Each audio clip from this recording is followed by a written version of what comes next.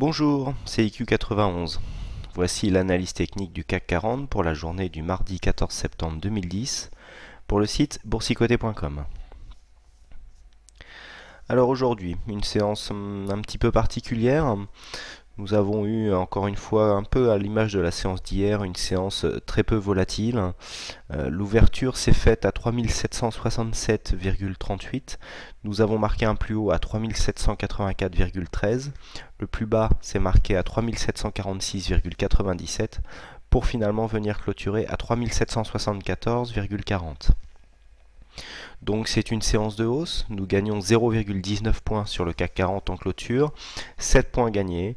Bon, au-delà de ça, c'est plus une séance dans la continuité de ce qui s'est passé hier. Donc suite aux événements de ce week-end, les cours sont fortement montés depuis l'ouverture, mais depuis, en l'absence de réels catalyseurs, la hausse en fait est stoppée puisque nous avions une dynamique ici, si nous regardons au niveau des plus bas, qui était très dynamique, hein, puisque la montée ici, la pente est vraiment très abrupte. Le doji que nous avons eu hier s'était inscrit dans cette dynamique puisque le plus bas était largement au-dessus de cette dynamique haussière. Par contre, si nous regardons ici la bougie du jour, une bougie avec quasiment la même amplitude, bon, un peu plus de corps, donc légèrement plus de conviction, mais vraiment pas grand chose. Par contre, ce que nous pouvons dire sur cette bougie, c'est que si nous zoomons légèrement pour agrandir la vue ici, par rapport à la dynamique, nous avons une sortie ici puisque c'est maintenant le plus haut qui est venu ici rejoindre le segment haussier, ce qui correspondrait en fait à un support ici sur ces bougies qui deviendrait résistance.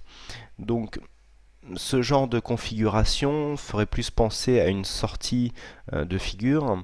Si on essaye de voir à quelle figure on pourra avoir affaire, bon, on a ici deux points significatifs, donc c'est pour ça que j'ai tracé cette figure en pointillé, c'est que sa puissance en fait est moindre que si on avait eu plusieurs plus hauts qui avaient validé vraiment cette résistance haussière.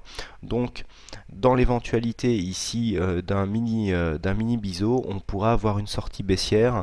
Alors si on trace le segment, on peut s'apercevoir que ici la sortie ne serait pas vraiment, ne donne pas un objectif baissier exceptionnel, puisque là, si on se place ici à partir du point de rupture, nous avons un objectif approximatif à 3690 points.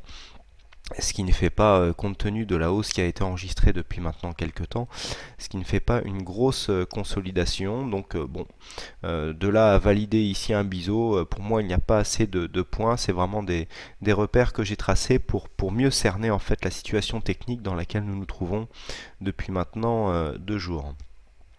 Donc d'un point de vue support-résistance, ici ce que nous avons c'est vraiment la bougie qui est passée sous la tendance haussière très court terme que nous avions là.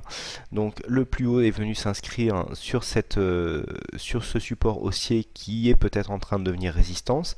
Cela devrait se traduire normalement par une petite consolidation qui servirait dans un premier temps à combler le gap. Après, peut-être qu'un appui ici sur la zone des 3700 points pourrait impulser un nouveau mouvement haussier. De toute façon, c'est lors de la prochaine consolidation que nous mesurerons vraiment la dynamique haussière que nous avons dans ce mouvement. D'un point de vue technique, au niveau des indicateurs, nous sommes dans un environnement qui commence à être fortement suracheté. Nous avons ici le RSI qui commence à rentrer dans sa zone qui n'en est vraiment plus très loin, hein, puisque le RSI est à 65 points, la zone de surachat étant à 70. Le stochastique, quant à lui, il commence vraiment à plafonner, hein, il est sur des valeurs qui sont vraiment très hautes, puisqu'on est à plus de 97 points. Le MACD, quant à lui, commence à infléchir sa course, à savoir que nous sommes toujours en progression haussière, mais la progression commence à ralentir, hein, puisque hier nous étions au niveau des histogrammes à 23,195 et aujourd'hui nous sommes à 23,719, donc toujours à la hausse, mais on voit ici une hausse qui commence à s'infléchir, qui correspond bien sûr à l'écart qu'il y a entre ici la moyenne mobile entre les deux moyennes mobiles pardon, du MACD. Ce que nous pouvons remarquer aussi, c'est au niveau des volumes, ici une baisse légère des volumes par rapport à hier, qui traduirait lui aussi un peu comme la sortie de cette figure, un essoufflement de la tendance, donc légèrement moins de volume, alors que la volatilité est remontée un petit peu. Donc on peut s'attendre dans les prochaines séances à avoir une petite consolidation. Euh, c'est une probabilité. On verra tout à l'heure dans l'analyse Forex que les probabilités ne sont toujours pas respectées. L'analyse technique n'est pas une règle absolue. Ces facteurs sont corrélés de plus par le fait que nous nous trouvons sur des niveaux de cotation qui correspondent ici à des plus hauts lors de la précédente tendance haussière. Si nous traçons ici une droite par rapport ne serait-ce qu'au corps des bougies que nous avions eu ici lors de la précédente tendance, on peut s'apercevoir en zoomant que cette zone correspond ici à la zone de résistance que nous rencontrons depuis maintenant 2 jours, puisque nous évoluons dans un range. Un range n'est pas une continuité de tendance haussière. Si nous continuons à évoluer dans ce range sans arriver à sortir par le haut, eh bien, plus on attendra de toute façon, plus les chances de venir consolider à la baisse se feront sentir. D'autant plus que vendredi, nous avons une séance des 4 sorcières qui pourrait bien dénouer tout ça. Donc bon, probabilité, des indicateurs surachetés. Donc personnellement, je ne me vois pas investir à la hausse sur ce genre de marché, même si pour l'instant, il n'y a pas de signal de baisse. Donc pas de signal déclenché sur l'analyse concernant l'analyse écrite. Idem pour le Forex. Alors le Forex, voilà pourquoi je vous parlais tout à l'heure de probabilité. Hier soir, je n'ai pas donné de trade Forex à la hausse. Parce que du point de vue des indicateurs, voilà, hier soir nous nous trouvions à peu près, ici.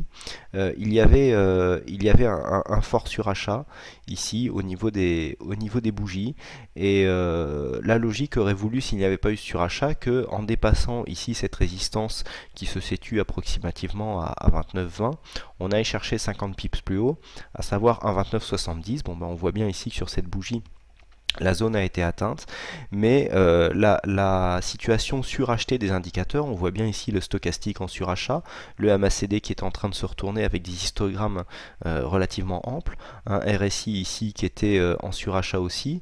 Il m'a semblé peu judicieux de lancer un signal haussier, car la probabilité d'aller rejoindre l'objectif était faible. Comme quoi ce ne sont que des probabilités, ce n'est pas une science exacte, et donc des fois la probabilité se retourne contre nous, même si nous sommes à 80% de probabilité, des fois on tombe dans les 20% qui restent. C'est ce qui s'est passé aujourd'hui, car quand on voit la dynamique que nous avons eue sur cette séance au niveau de l'euro-dollar, il y a eu une belle hausse, puisque nous avons gagné 150 pips en quelques heures. Sur ce graphe intraday, nous pouvons voir aussi au niveau des cotations, voilà. Nous avons ici un range que on va élargir la vue. Nous avons un range. Alors la zone ici que nous avons essayé d'enfoncer au niveau des 3745 correspondait au plus bas d'hier, puisque hier en CFD, donc qui correspondent au futur, nous avions eu déjà un test de ce support qui a échoué une deuxième fois, et puis là pour l'instant on reste capé entre ces deux trendlines qui pour l'instant empêchent le signal de se développer, et donc ça sera la sortie par l'un ou l'autre. Alors en cas de sortie haussière, pour moi on n'ira pas beaucoup plus haut que 3810 ou 820 points. Par contre, une sortie baissière pourrait nous faire consolider. Donc là, nous sommes sur une cotation CFD CAC adossée au futur, une cotation 8h, 22h. Voilà ce que l'on peut dire donc sur la séance du jour. Donc demain, on surveillera ici la zone des 3750 points, la cassure des 3780 si possible dans des volumes qui nous donneraient peut-être un petit potentiel haussier supplémentaire. Mais bon, vu la situation surachetée, la hausse serait bridée si elle devait se développer. Voilà, merci à toutes et à tous pour votre attention. Désolé pour la qualité sonore d'hier, certains m'ont cru tomber au fond d'un tonneau, il n'en était rien. Merci pour votre fidélité, pour votre nombreuse visite sur le site. Bonsoir à tous, bon trade et à demain soir pour une prochaine analyse. Bonsoir.